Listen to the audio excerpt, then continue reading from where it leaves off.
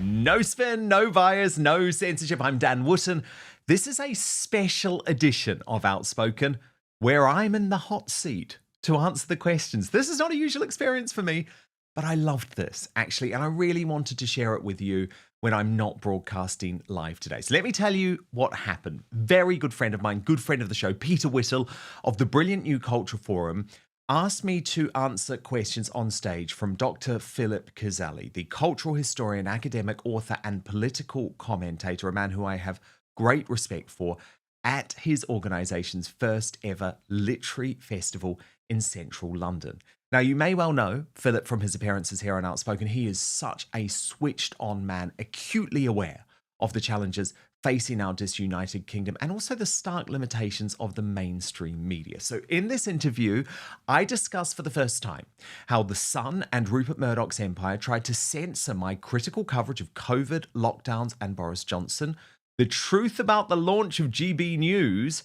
and why my departure really happened, and how the big American names, including Megyn Kelly, Rubin and Dan Bongino, privately helped the launch of this Outspoken platform. So I'm very excited to share this interview with you today.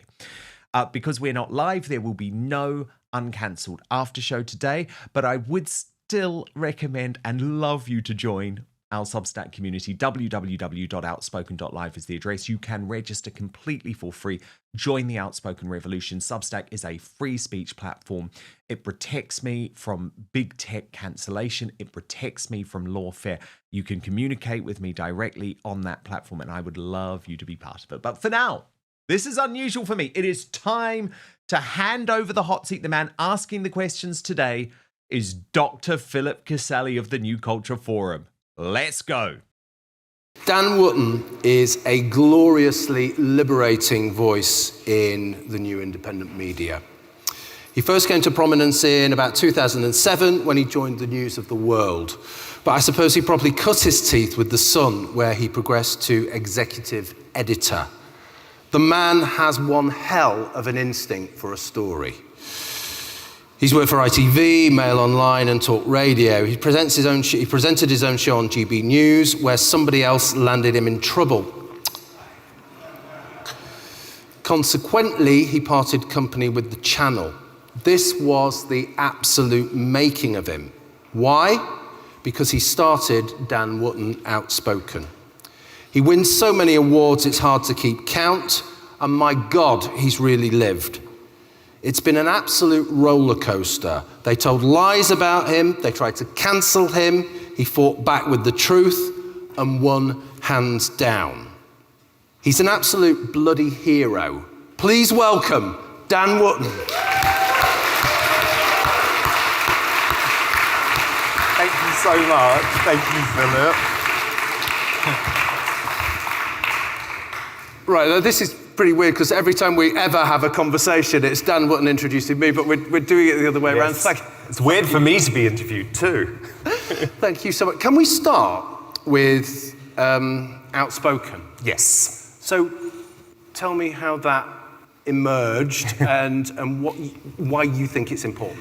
Yeah, so it emerged from the ashes of my cancellation, and being cancelled is a really shocking thing. I remember Jordan Peterson, over that whole period, interviewed Lawrence Fox, and he said the only thing worse than being cancelled is receiving a terminal illness diagnosis. And there is definitely something to that, and I know you know about that too, because you lose so many people overnight, and that is obviously hugely shocking. But I was also very lucky in terms of the people who stood by me. And one of them was Megyn Kelly, who I'd got to know and become friends with. She'd been a regular on my GB News show, I'd been a regular on her show. And I was very determined to effectively create a British version of her show. Because I was so impressed with what she had done, so inspired by what she had done. And actually, I think now most people would say that Megyn Kelly is more influential outside of Fox News in the independent space. I mean, if you just see her interview with Jake Tapper this week, and we really have nothing like that in the UK. There's a lot of interview shows, trigonometry, what the New Culture Forum does. or Maya Tusi, you know, there are some great people, but what there was not was a daily news show, completely independent, not regulated by the off-communists. Exactly. And, I mean, we'll just talk a little bit more about that independent space, but this is a question for me, right?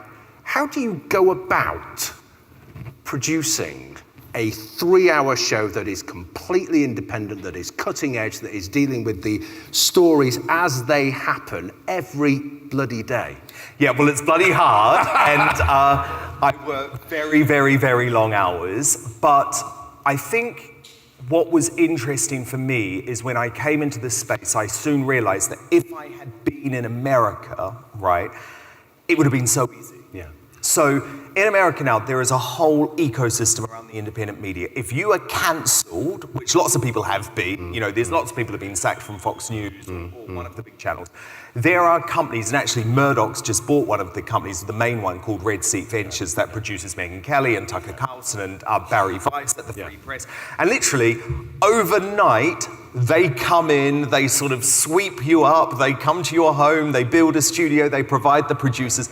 And we had none of that whatsoever. So one of the things that I'm a really big believer in is building up. This isn't just about me. That's what's really critical. Like, the independent space is about individuals, but I want there to be an ecosystem. So obviously I have the New Culture Forum guys on a lot. Yeah. Connor Tomlinson's just launched his YouTube channel. We've got Calvin and Lawrence now. There's a whole, Alex Phillips is doing great stuff. So one of the things I really want to do, and I think now we're about 9 months in and we have started to do it, is see these new and exciting voices emerge. So I'm also really excited about a little duo that I'm creating with Sophie Kokorin and Based and Bougie, who's a brilliant young YouTuber. Who's actually a Tommy Robinson supporter, but she goes completely against the grain because she's a young black woman, so she's not who you would expect to be a Tommy Robinson supporter. So essentially what you're saying, and I don't know what the audience thinks about this, but there's been a lot of optimism, actually. You know, we talk about these things, we talk about culture all the time, and there's so much pessimism and you know, we're complaining about things. One of the things we try to do on the New Culture Forum is offer solutions and do things, and I think that's precisely what you do. Yeah. But you're actually saying, and so many people are saying, there's lots of optimism, things are changing. Yes. You definitely think that? Oh my God, yeah. I mean, and let me tell you, there is no optimism in the country, none whatsoever. And it's actually a really miserable place to be now. I mean, if you just look at this week, ITV, where I used to work, actually, I used to work for the 19 daytime for 10 years. It was very culturally dominant. And actually, I loved it when I was there because it was it was the channel of the working classes. Yes. And I thought that was an amazing thing. But it went woke. It's now going broke. Not just because of that, but also because obviously the technological changes that are happening. And they've just decimated their lineup this week. And obviously you could say, well, it's sad, all of these people losing their jobs. I don't view it that way. I think we, the people, are making calls about what we want to watch. Thankfully, YouTube, which is now the most important broadcaster in the world, bar none, has, thanks to Donald Trump, decided to embrace free speech. Because remember, just a couple of years ago, we had this crazy situation where, for example, Dan Bongino, who's now Deputy Director of the FBI, was not just demonetized from YouTube, was removed, banned from YouTube forever. Do you know what his crime was? He said masks didn't work. That's right. That was it. That was it. It wasn't even about vaccines or about election denialism or January the 6th. He literally questioned the efficacy of masks, and he was given a lifetime ban from YouTube. So don't get me wrong, there are still huge challenges because I'm operating in this big tech space where it's like, well, is that going to change again? What if they cancel me there? But it was interesting. The people who I spoke to in my sort of forced period off work, which was really hard. There was like a police investigation into me, a GB News investigation into me. I mean, they threw everything at me to try and finish me off. Can you just tell us a bit about how you felt when that was happening? Well, I mean, obviously it's genuinely one of the worst things you can possibly go through. And I think what you obviously hope is that, like, I'm a really loyal person, so you hope that people will show you loyalty back. A lot didn't, but as I say, the people who I was very, very inspired by over that period were people who I all hugely respect, who all stood by me. So Megyn, Konstantin Kiszely, Dan Bongino, Dave Rubin, and they were all saying to me, you can, or Douglas Murray, he's another one, you can do this, this will be successful, there isn't this. So they sort of gave me the strength to go on, as well as my audience, who stayed completely loyal to me throughout, even though I wasn't allowed to say anything. So I think now for me, I'm very excited about what's happened with Outspoken, but it's about creating something bigger. It does feel as though there's something of a revolution. It almost feels it's a free speech revolution, it's a conservative revolution. It feels as though things are changing, but I'm always worried about saying that kind of thing. Can we just go back in time a little bit? And can you were big in the press, you worked for the Sun, the News of the World. Can you tell us a little bit what it was like in those days? Because it was kind of crazy, wasn't it? Yeah, it was crazy. I mean, I joined the News of the World after the phone hacking scandal. Yeah. So I gave evidence at the Leveson inquiry. Luckily, I was always able to say hand on heart, I never was involved in anything illegal, phone hacking, anything like that. So I was sort of part of the second wave of the tabloid, when it was still powerful, but it wasn't as powerful as it used to be. But I think anyone who watches my shows know that I'm not an intellectual, I'm not an academic, I'm an unashamed populist. I absolutely believe in the people's choice about what is news. And I think where I learned so much from my time at News of the World and The Sun is that there is a way to package news for people where it is still entertaining, it is still enjoyable. That's what's going to get people engaged. And if you just operate on a level above where people actually are and what they're interested in, what they care about. So, for example, this week, I have covered the bloodbath at ITV as much as I've covered the Lucy Connolly case, for example, because you can do it all. You can do it all. You don't have to make these decisions that there's only this narrow view of what news is. And we see that all the time, don't we, from the Westminster establishment. And I think most of those people, most of those journalists, they have no idea how ordinary people think, what ordinary people are interested in, and they make terrible news judgments as a result. They make terrible news judgments, and they dislike ordinary people as well. So was there I'm trying to think about this. Was there a particular time when things changed? So you had, the Sun being massively influential, instrumental in getting Margaret Thatcher back into power, all of those things, but it feels as though it's a very different thing now. Was there a time when that power changed and the culture changed? I'm thinking about things like Brexit, I'm thinking about things like lockdown. Was there a particular time for you where you thought, hang on, it's different now, we desperately need this independent voice because we're living in a different world? 100%. I mean, I was actually super proud of The Sun over Brexit. The Sun was incredible over that period. Tony Gallagher was the editor at the time. He's now the editor of The Times, but he was a massive Brexiteer. I think The Sun did a lot to we know how close it was, right? And The Sun had that famous front page of the red line, and it was a red line that went down from the top to the bottom of the front page, and it was about immigration. And so I was very proud to be at The Sun and to be executive editor of The Sun over Brexit. Where it changed for me was COVID. So it was a bit of a crazy experience because I'd just taken on the drive time show on Talk Radio. I'd replaced Damon Holmes, and I started in February 2020. And obviously, I mean, crazy. And I remember starting the first few days, I'm like, oh, what's this COVID thing? Not that interested in that. It's not of much interest to me. Yeah, whatever. We'll keep doing our, whatever we were doing at the time, debates over Brexit or whatever.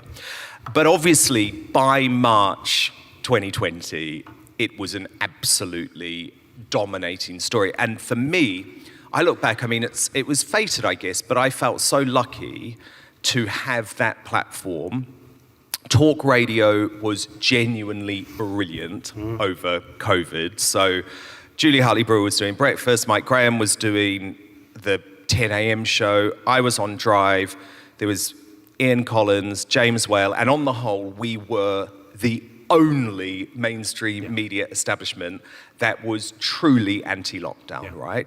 And every single day, I was able to have that conversation for 3 hours a day. So it was a game-changing moment of my career, but also because I was able to see from inside the mainstream media just how corrupted it was. So at The Sun, for example, there was a lot of, oh, you know, Dan, I think we just need to stop these columns about lockdown. You know, we're getting a lot of money. We're getting a lot of money in for these front page wraparounds. Are people really interested in this? Go easy on Boris Johnson. Come on. You know, we support Boris. We've got to get him through this. So by the end of 2020, I guess if you could use the word radicalized, by that point, I was well and truly radicalized, totally disillusioned with The Sun, the Murdoch empire, I couldn't believe, look, where we are today, so much of it is because of the terrible decisions that were made in 2020. There's just no question. We live in a different world. 100%. And for me, it was like there was only one topic of conversation, and it was later that year when, through a chance, very random encounter with Amol Rajan at the BBC, which is very unexpected, who put me in touch with Andrew Neil, who put me in touch with the CEO of GB News, and I was just all in from the start. I was all in. There was no doubt in my mind that we needed a media revolution. And it was because of look, Brexit was bad. Like, Brexit was really bad. But I was very content with where I was over Brexit because The Sun and talk radio were massively Brexit outlets. We were fighting the establishment over the attempt to shut down the biggest democratic decision in British history. So I had no problems over that period. I was like, no, I'm at the right place. This is great. You know, The Sun and talk radio are completely aligned with where I'm at. But that all changed over COVID. And you started at GB News, and you said that was, amazing for you. It was a kind of revolution, wasn't it? It was on television. How do you think that's gone? Well, it certainly wasn't amazing for me. Like, honestly, working at GB News at the launch of GB News is the most stressful thing I've done in my life. Yeah. I don't know if anyone watched the first night or the first nights of GB News, and it was catastrophic. And the thing is, it had been like a train, when you can see that a train is about to crash, it's like I'd known for weeks, oh my God, we are not even close to being ready to go on air. I remember, so at my last rehearsal, Konstantin Kisin was on the panel, because we were getting in like trial panelists, and we literally gave up after like 10 minutes, and he said, I knew at that point that this was going to be catastrophic. It was nothing to do with us. It was all to do with the technology wasn't ready. They just were not ready to launch this channel.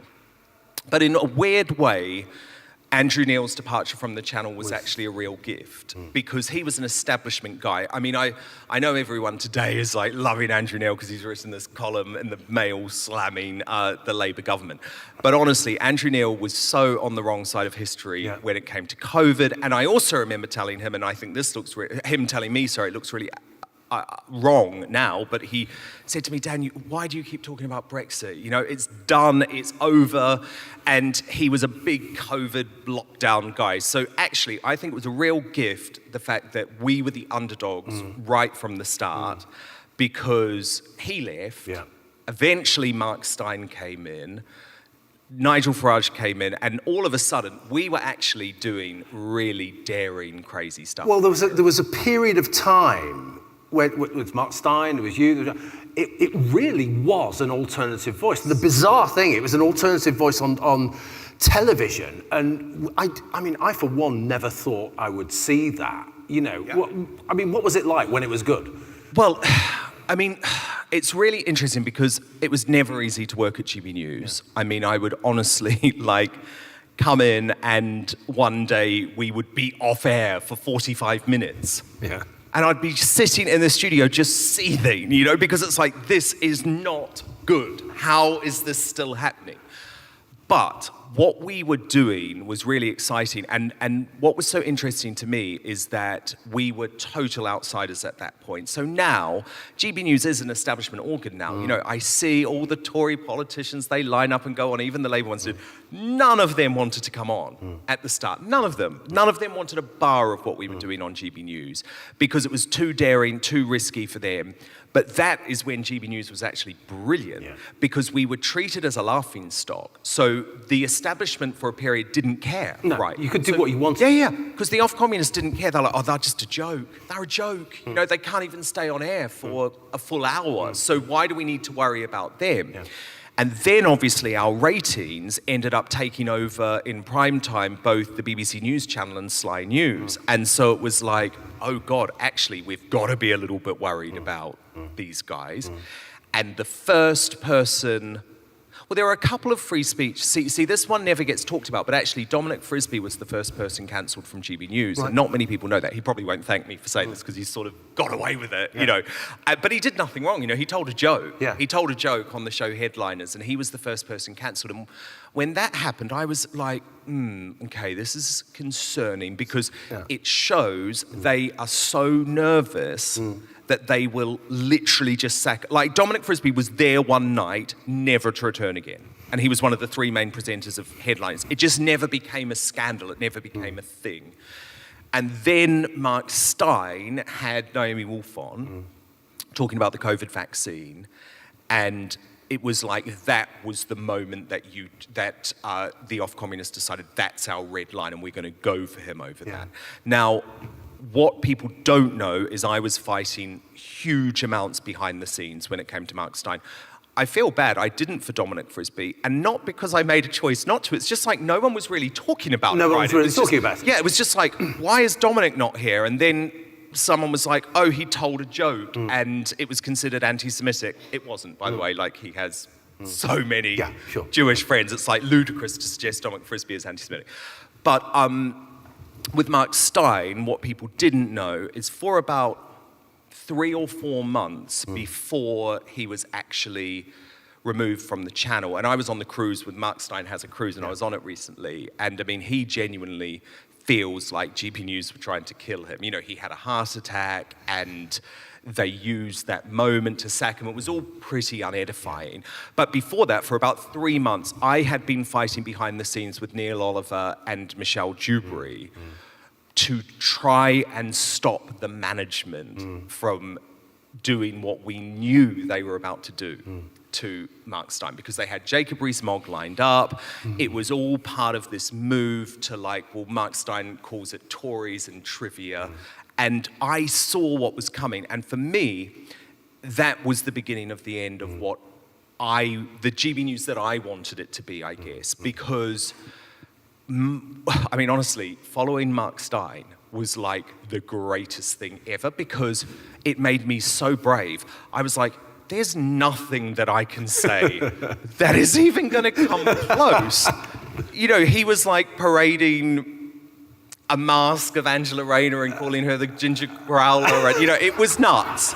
It was truly nuts, but it was also truly brilliant. Because all the women are laughing at that. And he did things during that show that have changed, and he gets no credit for it, by the way, gets no credit for it whatsoever, but have changed the direction of our cultural discussions. So it wasn't, I mean, I won't name any names, but it was Mark Stein who started the conversation about the Pakistani Muslim rape gangs on GB News. It was. No one else. It was all down to Mark Stein.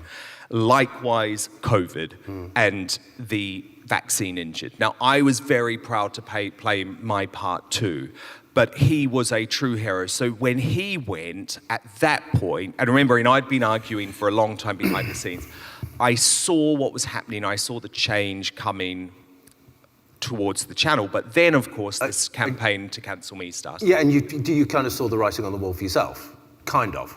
Well, no, actually, no, because I know they wanted me to stay because I had the top-rated show, and GB News is all about the ratings, right? They just want the ratings. But when the left, and I've gone into it a lot, but it wasn't just the left. This is the hard left, Byline Times, working with Prince Harry, who was very involved in this. It was a genuine orchestrated cancellation campaign. And they just couldn't take it after a certain amount of time. And there were so many people who were such letdowns over that period. I mean, honestly, I will never forgive a woman. I don't know how many people in this room know her, but Caroline Dinenage, who's the head of the Media Select Committee in the United Kingdom, a conservative. Fred Dineage's daughter. Yeah, I mean, a conservative with a big C, because this woman is not a small C conservative. But she literally basically started a campaign to get myself and Bev Turner removed from GB News. Now, with Bev, it was because of her support of Russell Brand. And with me, it was because of these allegations that were being made by Byline Times. All completely untrue. All completely untrue. And it's like, how dare she? You are a politician, number one, an elected politician. But as the head of the Media Select Committee, how on earth do you believe that your role is to dictate who private companies choose to hire on their station? And the problem is, I saw what happened behind the scenes at GB News. Remember, I've worked in lots of big mainstream media companies, so I know what it's like when a campaign by the state becomes so heavy that they're just terrified. Because the Jeremy Boring, who was the chief executive of the Daily Wire,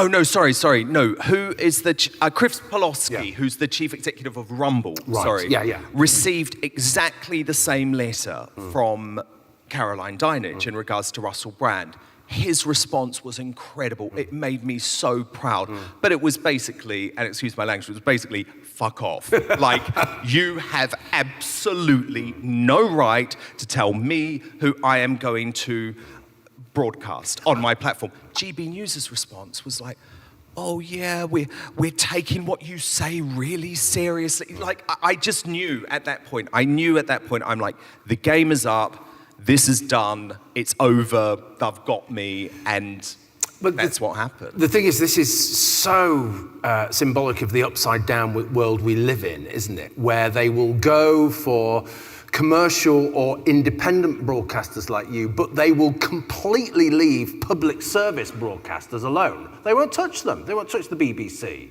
And they will let the BBC get away with bias and ridiculous kind of accusations and God knows what.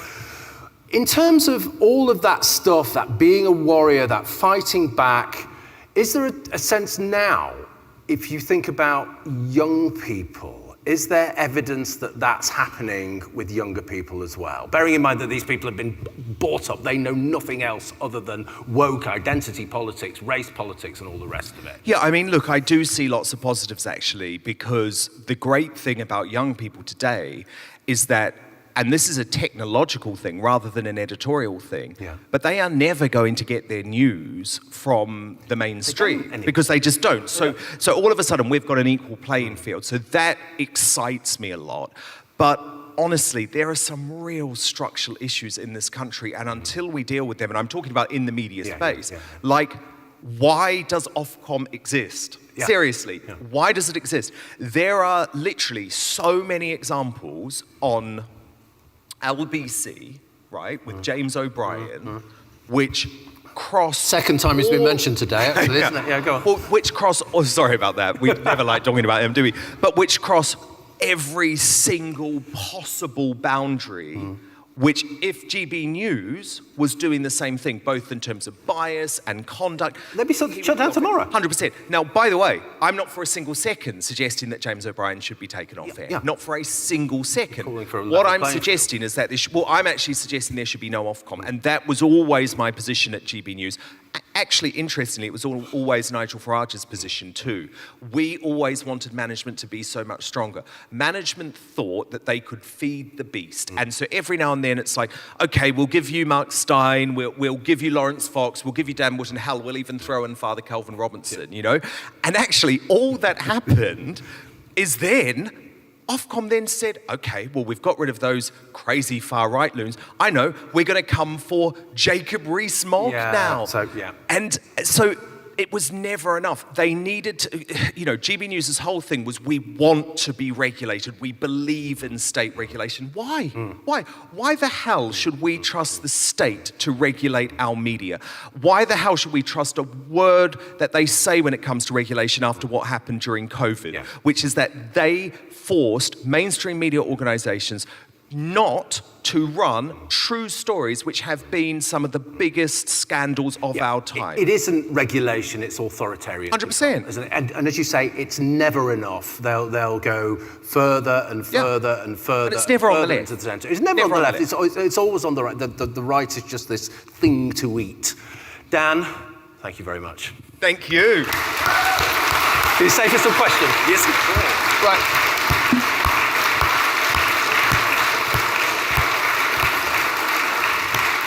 Okay, we've got a few minutes for questions. Again, can you put your hand up, please? And can you keep them relatively brief? And let's try and get as many in as we can. So, questions for Dan, please. There's one here, the gentleman in the blue shirt. Make them really hard and nasty, please. You said it. Hi, Dan. I don't know if this is nasty, but it's probably hard. Disinformation. I'm thinking particularly about disinformation about face masks. I'm not an anti-vaxxer, I hasten to add. But if you look at the Cochrane Review, which is the gold standard of medical evidence, and read the one on community measures against transmission of COVID, it says the studies were pretty crap, but based on available evidence, there is no evidence whatsoever outside clinical settings that face masks did anything. But I can guarantee the next time we have any kind of disease outbreak, we'll have the face mask police straight out again, even though the medical evidence is they don't work. How do we deal with stuff like that? Well, I think the way that we deal with it is by not allowing our big tech gatekeepers to be the arbiters of what is true and what is not true. So the big issue of what happened over COVID, right, is that YouTube, Facebook, Twitter, because it was Twitter at the time, Instagram, so all of the big platforms, TikTok, which is so censorious, they all were taking their information from the World Health Organization. And so what it meant is there was a total globalist takeover of the media. Now, what I pray and hope happens next time, but I don't have much faith in this, unfortunately, unless Trump is still in office, is that there is no censorship on the big tech platforms and that we're allowed to interview people, be it Robert Malone or Asim Malhotra or RFK Jr., all people, by the way, who I did have on my GB News show, but it was difficult because if you were an independent broadcaster, you could lose your entire income just by having one of those people on. Well, it's the same story. It's exactly the same story over and over again. It's the cancellation narrative, isn't it? There's a gentleman there with the dark hair.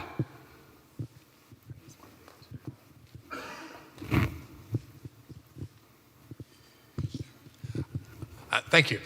Dan, one aspect that social media has revealed is the biases of journalists. If you look at the Twitter accounts of people like Emily Maitlis or John Sopel, it's highly unattractive, shall we say. Why do, and perhaps just speculate, why do journalists have views that are just so markedly out of sync with what the rest of the population, centre-left, centre-right, actually have? Is this the environment they live in, or is it just the pressures of the workplace, or are they true believers? What do you think it is?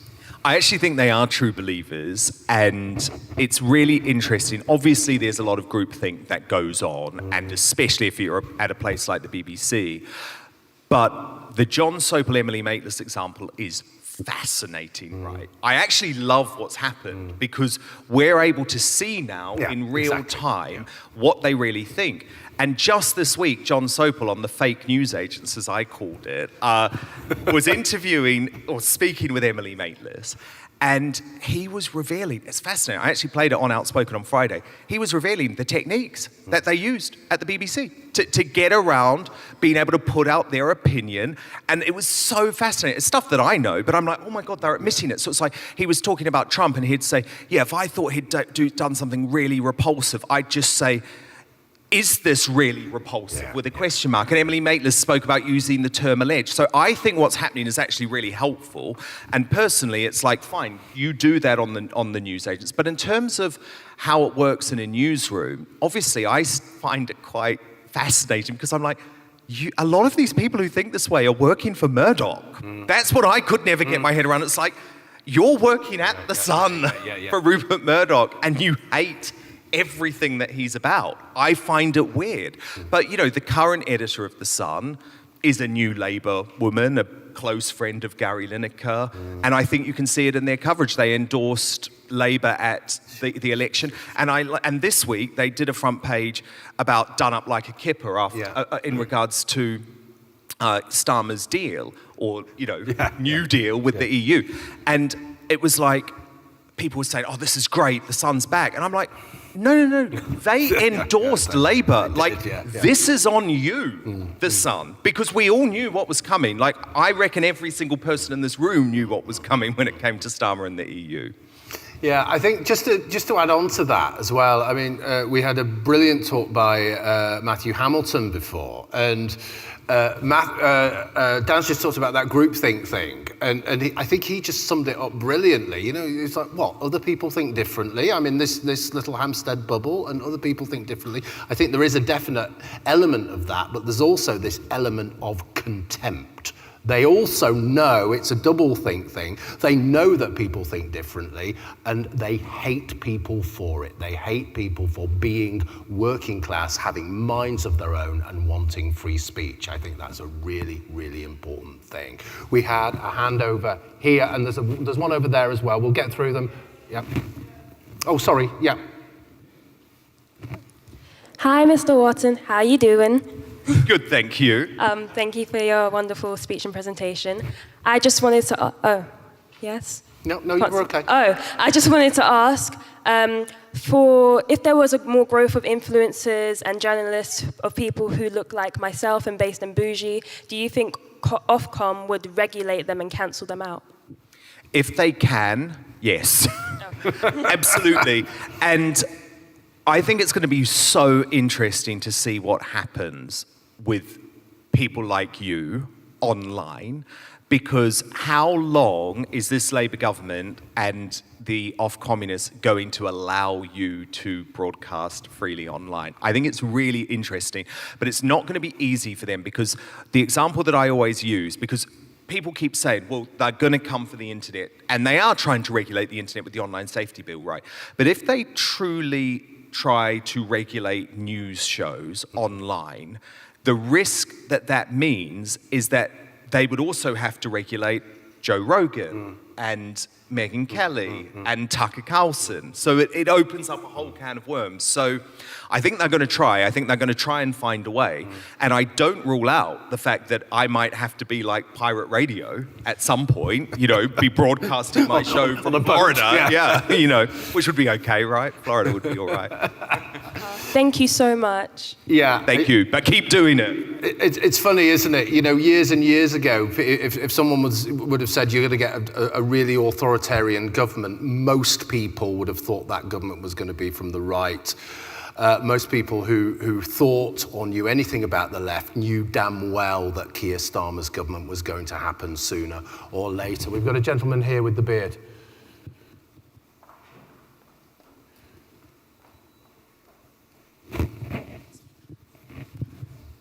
Hi there. They say you get what you pay for. Is individual subscription the future of the financial model? Yes. And we saw the debacle over advertising at GB News, and the whole YouTube demonetization. And how do you get around that for people who can't afford 50 subscriptions? Yeah, I mean, that is really interesting, actually. I mean, the first thing is I encourage everyone to cancel their BBC licence fee, use that money to support journalists or journalistic organisations that you love, because honestly, that £5 a month is the difference between you being able to operate. I'm sure it's the same for the New Culture Forum, and not being able to operate. In terms of the bigger questions, though, I don't want to ever have to work for a billionaire again in my life, genuinely. It is so important. I mean, probably, when I look back, the most caustic and toxic influence at GB News were the owners. And by the way, that's not to say that they're not, on the whole, really good people, right? Like Paul Marshall and the Legatum Institute, I'm sure most of us in this room would look at them on the whole and say they're quite a positive force for Britain.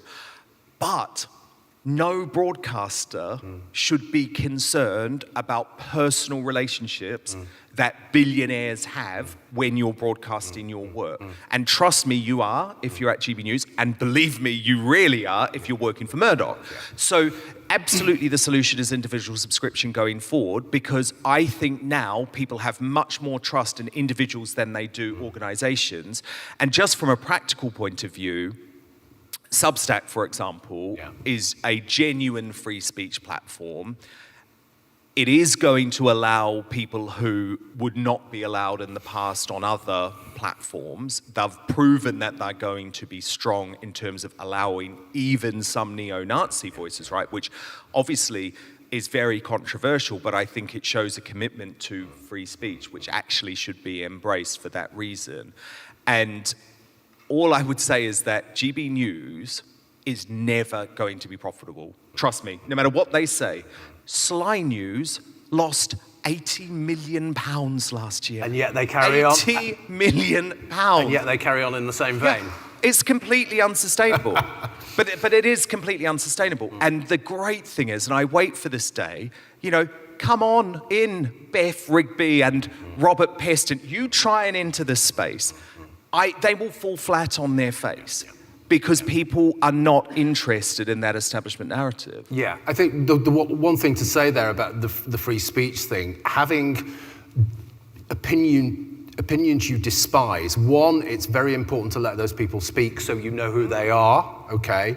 And two, you need to be confident, as we said in that last panel, to be able to easily fight back against that stuff and make them look risible. Yeah, but none of us are saying that Lineker and Alistair Campbell and Rory Stewart should be cancelled. I mean, my thing is great. If they go into the commercial marketplace and they can prove that they can survive in that marketplace, which at the moment, certainly Lineker's podcasts are proving, I'm more than happy with that. Just do not take money from the BBC. That is it. That's one thing. But the other thing as well is with something like Substack, it actually has a mixed model, doesn't it? So you subscribe and someone like Dan would offer material for people who are paying, but then you offer tons and tons of material for free as well, don't you? Yes, and look, there are big debates about sort of bundling and would it be possible in the future for people to also receive, you know, Matt Goodwin and Konstantin Kisin as part of a bundle.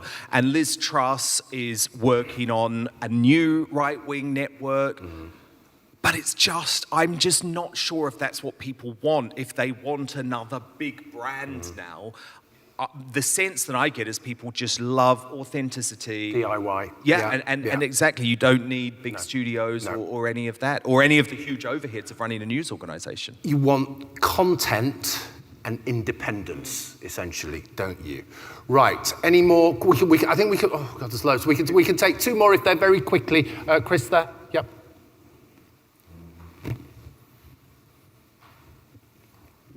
I love it. So many questions. This is great. Dan and Phil, actually. Media has been evolving over the last 50 years with technology. What do you think about the long-form conversation as podcast? Yeah, I think it's been a game changer, an absolute game changer. I think the era of the gotcha interview is over. Yeah. And I do not shed a tear over that. Why should we have Nick Robinson just berating politicians and think that's a way to get an answer on anything? No, I want to listen to, I don't know, Richard Tice for 2 hours, because that is how I'm going to find out, are you actually committed to these £80 billion of tax cuts? Are you going to change the electoral system? We need to know how these people really think. And obviously, look, it's going to go down in history, isn't it? Those two interviews during the election campaign in the US on Joe Rogan of J.D. Vance and Donald Trump, I think changed the game. Yep. Because we now are going to expect a politician to be able to do that. And by the way, we all know that Biden would never have got through, not even close. And I don't think Kamala would have either, which is why she didn't do it. And actually, why on earth do we want someone leading our country if they can't sit down for a 2-hour interview? It should be the least they can do. It's all linked, isn't it? It all comes back to censorship. It all comes, the gotcha is literally shutting someone down and not allowing them to speak positively. All of these things are together. Right, I think we can have one more question. Can we? Yeah, this gentleman here. What lessons does New Zealand hold for this country? New Zealand? Oh, God. You really don't want to get me started on that. So I'm a dual citizen. I'm going to put a timer on him, I think, for this one. I'll be very quick. I'm a dual citizen. I was born in New Zealand. My parents are English, so I'm proud of both countries. Yeah. But what has happened in New Zealand actually brings me great shame. I think it can all be summed up really in one soundbite, which was Jacinda Ardern in the middle of COVID, literally expressing to the New Zealand population, we are your single source of truth. Yeah. Do not listen to anything else apart from us. That's terrifying. That is true authoritarianism. She is evil. And I know that shocks some people because Jacinda Ardern is all about kindness, right? Like, she's got a book out about being kind.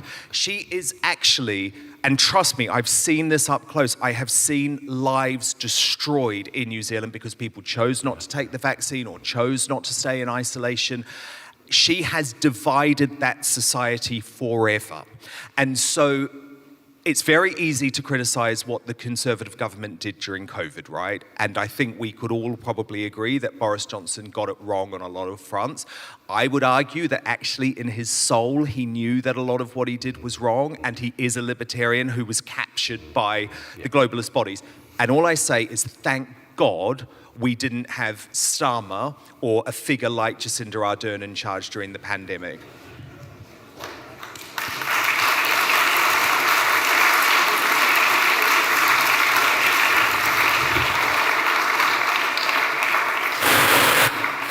Ladies and gentlemen, I'm going to ask you to clap twice. Dan Wootton.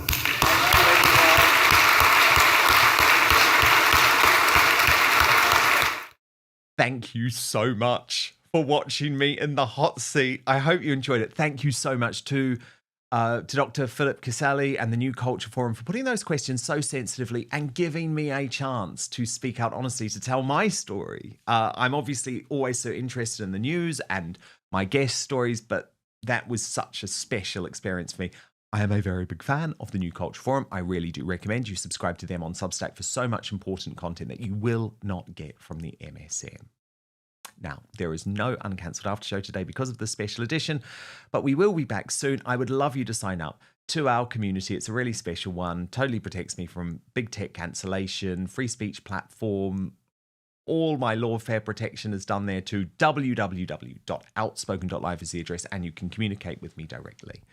Now, we will be back every weekday, 5 p.m. UK time, midday Eastern, 9 a.m. Pacific. So hit subscribe right now if you're watching on YouTube or Rumble. Remember to sign up to listen to us as a podcast as well. We're available on Apple Podcasts, Spotify, wherever you get your podcasts, actually. And please do rate and review 5 stars, if you may, as I always say. And most importantly, I promise to keep fighting for you.